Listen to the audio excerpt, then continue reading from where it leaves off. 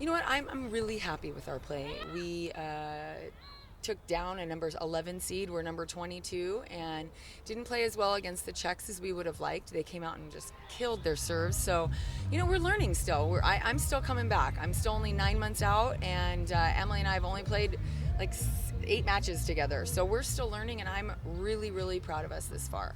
What do you think about the team? What's the strengths? Oh, geez. What isn't this?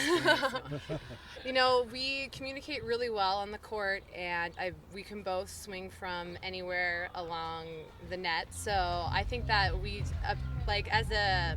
people serve us, they don't know who they're going to go after. And so we're both ready. We can set. We can both play defense. We can both block. So we're very versatile. One final thing. Where's the baby? The baby, oh, I miss her. No, so her and my husband are in France right now with her grandparents. So she's getting to see them for 2 weeks, and she will be in Stavanger with my husband. Do you have any message to send to the baby? Oh, gosh. She cries every time I Skype her, so I'm not sending her any messages. But I love her very much.